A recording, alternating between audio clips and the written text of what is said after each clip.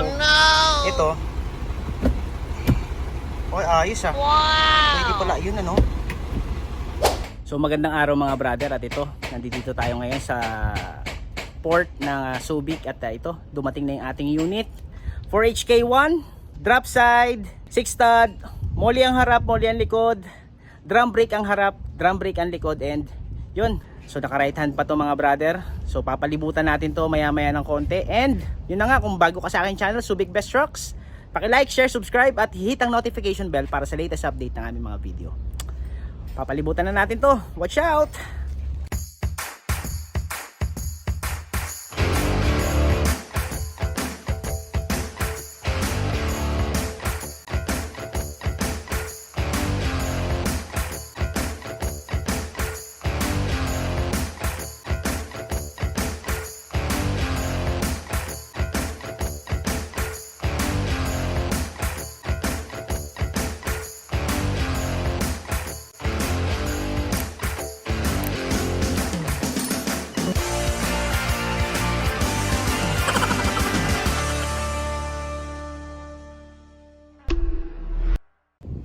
So ito na nga guys, 4HK1 engine, di-turbo to mga brother, at yun nga, 6 stud, molly ang harap, molly ang likod, N-series, drum brake pa ang harap nya.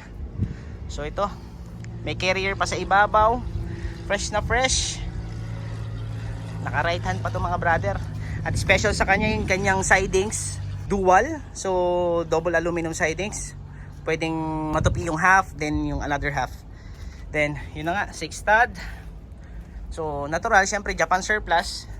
Hindi naman perfect yung unit. Baga, meron at merong blemishes. So, ayan. Good. May mga konting rusty, pero hindi siya nanonood yung rusty niya mga brother. So, kung makikita mo dito sa mga brother, ibabaw lang, ibabaw lang.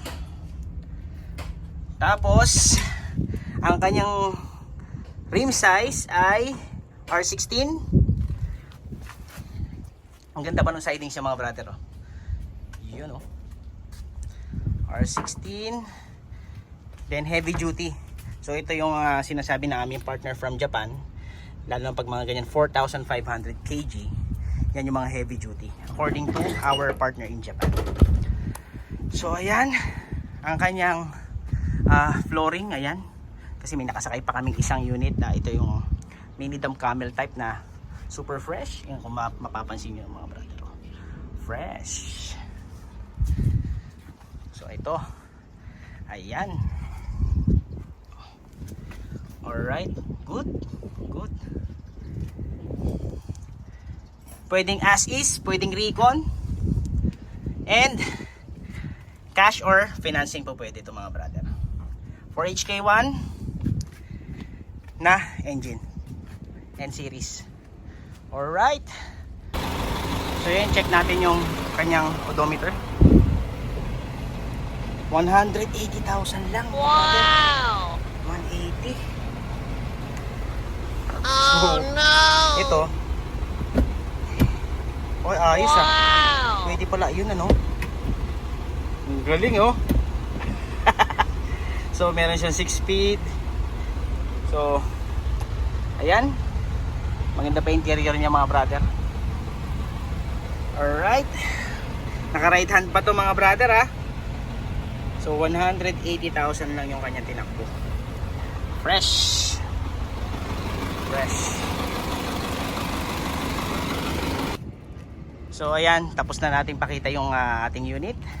Kung nagustuhan nyo itong unit na to, 4HK1, drop side, at yung kanyang haba is 14.8 feet. 14.8 feet yung haba ng body, aluminum sidings yan. And mag-comment lang dyan sa comment section or kontakin nyo ako sa number na yan. Ayan, ayan. Huwag kalimutan mag-like, share, subscribe at i-hit ang notification bell para sa latest update ng aming mga video. Maraming salamat mga brother!